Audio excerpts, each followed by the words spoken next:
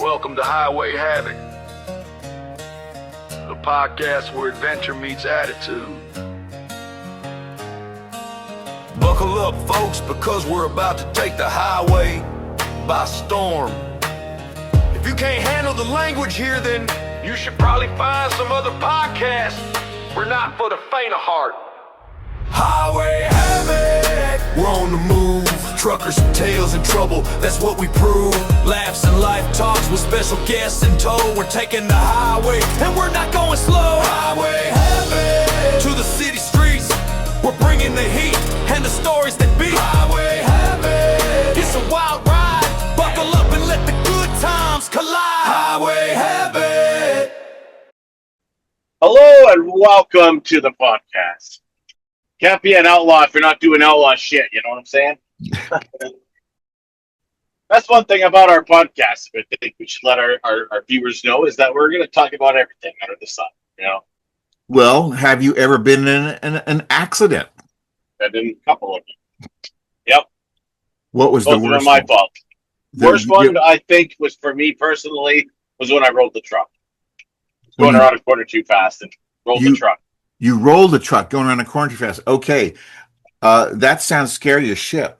It was middle of the night, and went through a guardrail that put me back on the highway. So the guardrail did its job, and busted my ribs, my shoulder up a little bit. My face got all bloody and stuff. When did you stop considering yourself a newbie? I still consider myself. Does that mean interesting shit just keeps happening? Yeah, something's different every day. Shit changes all the time. Well, if you stop being a newbie as a truck driver, you should get the hell off the road, as far as I'm concerned. Okay, well, that's a good way to look at it. Same as a driver. These fucking four-wheelers, they all think they're good drivers. They're not.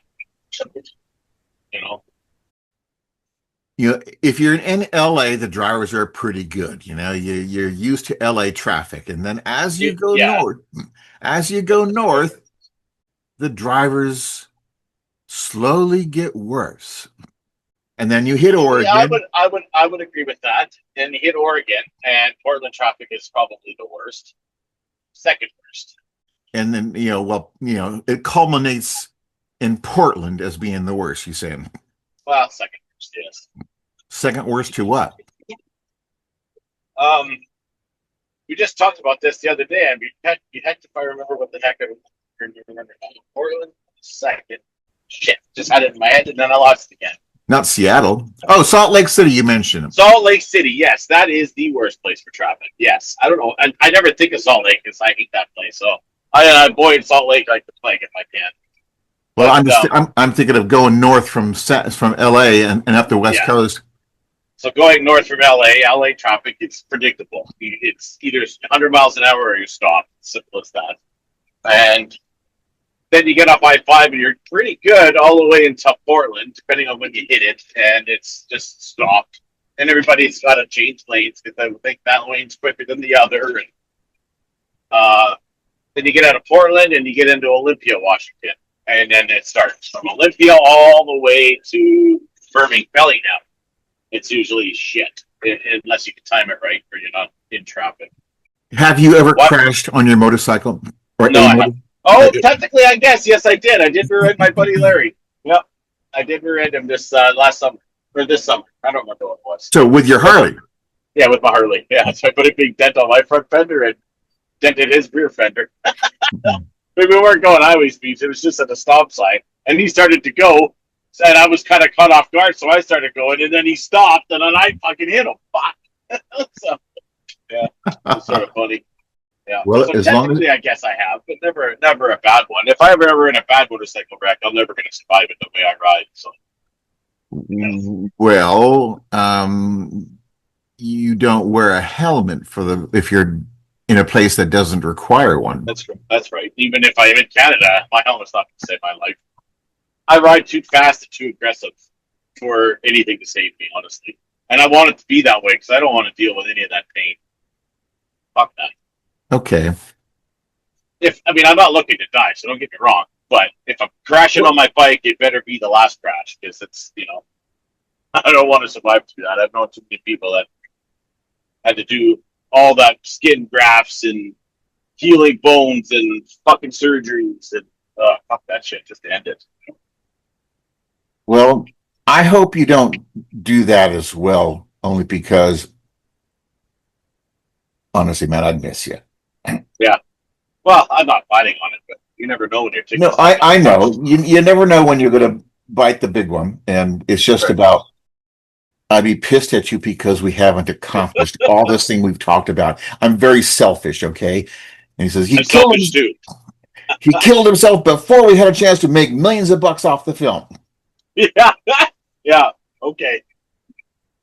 It would be awesome if we could make millions. I might slow down writing then, but no, probably not. Probably just get another big bike. And You know what we should do? We should talk about stereotypes. Because I think a lot of people have me pegged as something that I'm not. You know what I mean? No, exactly. I know exactly what you're talking about, and it pisses me off when I hear people use stereotypes. This is the problem with our entire culture right now: is people Right? using the stereotypes Yep. to determine so much about people. I'm to the point right, yeah. As I told you before, at my age, it's really easy for me to call people on their shit.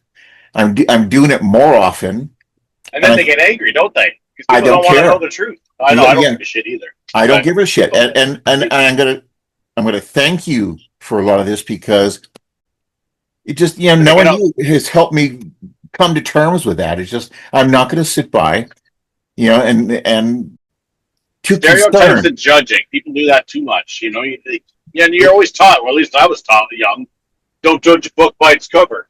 You know? Well, that's what a stereotype is. Is you're Yeah, judging a okay. book. You're judging. Yeah. Yeah, So, you're and judging, and I don't judge anybody. I give everybody the same amount of respect until they disrespect me, and then it's on.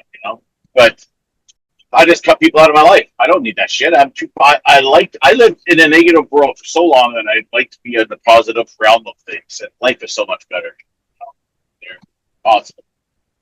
this is what my friend John was saying when he said, "You're probably the only self-actualized trucker that he has ever heard of."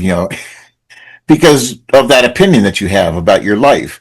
Yeah, And you know your place in it, and you're fine with it. You're okay with it. You know who you are, and I am. I hope to be able to say the same thing. I know that lately, I just don't really give a shit about what people think if they're going to be so negative and say things like that. Right. And That's another thing. If you don't give people the reaction they want, they get even angrier. And I love well, it. I love well, it because now they're angry at themselves, right? So it's like, well, I think a lot of this whole thing is just manipulation. They want to be able to use a stereotype or something like that to manipulate you or me or whoever into letting them say and do what they want.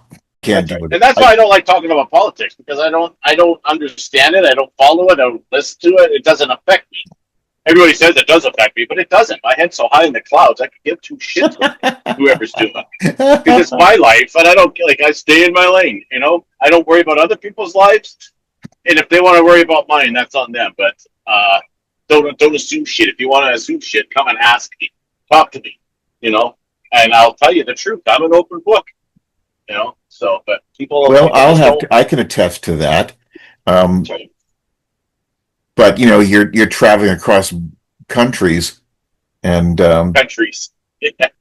North America. Let's just go with that. yeah, okay, but you're crossing borders. I mean, have you had any problems with that in the No. recent, this year? You haven't had any problems at all, so you're not seeing. Ever since I got off the domestic terrorist watch list, I haven't really had any issues. Explain that to me again. A domestic terrorist. You're on the Canadian or U.S. domestic terrorism. Both. Because of my affiliation with the motorcycle community, the MC world. The what world? The MC world, motorcycle club world. Okay. The club that I was with, not my club. Well, my club was under the wing of a large 1% club. And a 1%er is an outlaw motorcycle club. And they're listed on the domestic terrorists. They're listed as, I can't speak. They're listed as domestic terrorists. and they're not allowed to cross borders. They can fly to like Mexico and do shit like that, but they cannot cross the United States, or American Canada border. So, yeah. Well, shit. And I was on that list, but they can't stop me from working. But they could sure screw your day up by holding you up at the border, interrogating you, going through your phone, ripping your truck apart, looking for anything to charge you with or anything. So you had that happen to you? Oh yeah, more than once. Yeah, absolutely. And Yep. when did you know your name was removed from that list? I don't know for sure but lately, last week I got inspected at the border just a quick.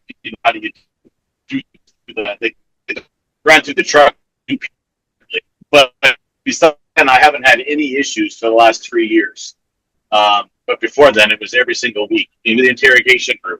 They'd sometimes strip the load out of the shirt. They'd rip everything off, like to take my bedding apart. They talk like just like a prison toss. You know how you can see it on TV.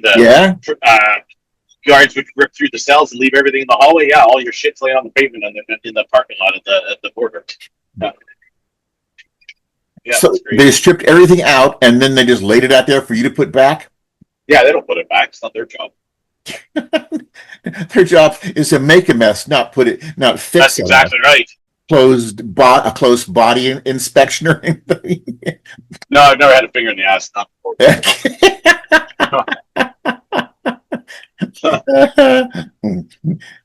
Woo!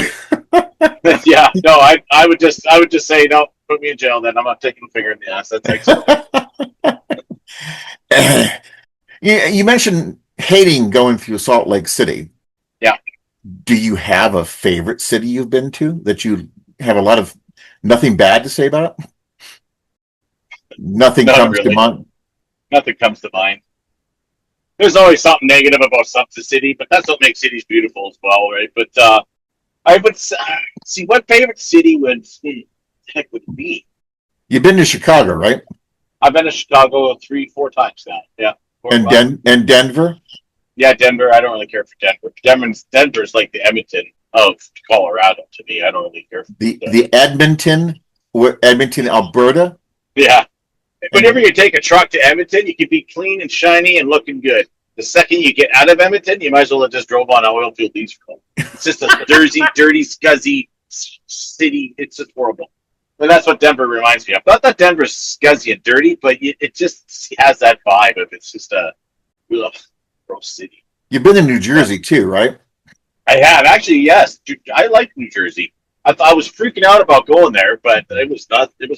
I forget where I went to. It's a pretty major center. What the heck? But you never Bloom something, New Jersey. I can't remember. Okay, but you never went into New York City, Manhattan. I wanted to, and I had it all lined up. I was going to park my truck somewhere, but it's always on my bucket list, and I want to get mugged. And just because it's never happened yet. I probably shouldn't put this out there. Now maybe it will happen one day. But I always wanted to get mugged, so I thought if I can go downtown New York, you always wanted to get mugged. Oh, yeah. Because you got it, then you'd have a justifiable homicide on your hand. It'd be perfect. I'd love it, right? But dude, you just want to get into a fight. I do, but one where I could not be at fault for it. You know what I mean? Like somebody tries to mug you, then you beat the shit out of them. Exactly. Yes, and but it's never ever happened. And I thought maybe New York was going to happen, but the guys actually talked me out of going to New York that I was unloading at. Because it was only like 30 miles to Ground Zero, because I wanted to go see the World Trade Center memorials and all that shit. And but they suggested not to because it was so overran with illegal immigrants at the time. And they said they don't need to go down there. And they're like actual New Yorkers, like, "Hey, I'm walking here," kind of guy, you know. So you know, and if they're not willing to go down there, I'd stand no chance. I'd get probably fucking raped for Christ's sake going down there. You know? So. Fuck that. I don't want to get raped. I don't mind getting mugged, maybe stabbed or something. Just getting stabbed. Just getting stabbed. Things like that. Okay. The signal's kind of rough right now. I mean, sorry. That's okay. I've walked around in Tijuana counting money out in public, drunk off my ass, and nothing bad ever happened. And I'm by myself. Everybody says, don't go to Mexico by But whatever. Well, I tell you Chicago, what. same thing. I never had any issues in Chicago. Well, But honestly, Jason, you don't look like somebody that a mugger would want to approach. there you are, stereotyping me. What the fuck, dude? Well, I'm not stereotyping. I know you. I know you because all you have to do is give me that look, and it's like I'm glad you're a phone call away from me and not in the same room, because with that look of yours, it's like it's a killer look. I don't want to be around. I woke up alone in the Peterbilt's cramped space, a lonely heartbeat in a lonely dark place. The morning's red glow creeps in, and the shadows that haunt me slowly fade away. Watching that eastern Montana sunrise reminds me that we're small, we're just a tiny spark in the grand scheme of it all. We're all a small spoke in the wheel of life. We're just a fleeting thought, but in this moment, the emptiness is all I've got. My mind's 1,000 miles away as the dawn breaks slow. My wheels keep turning, but my heart's been let go. I'm just an old truck driver, hauling freight into the morning's glow, trying to outrun the shadow that follow me like a ghost. The sun's warm light on my face, it don't ease my pain. I'm still just a small part of a world that's not my own. We're all just tiny sparks in the grand scheme of time, but in this moment, I'm searching for a rhyme.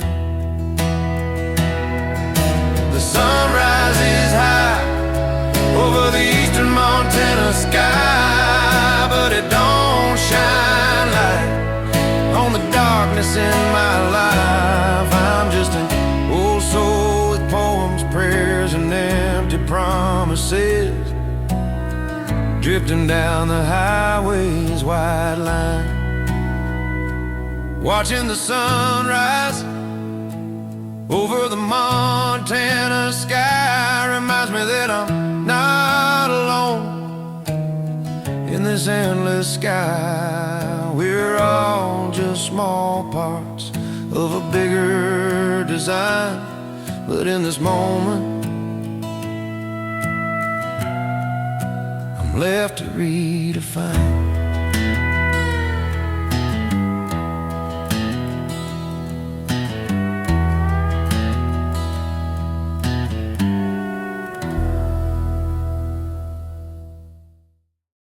You betcha.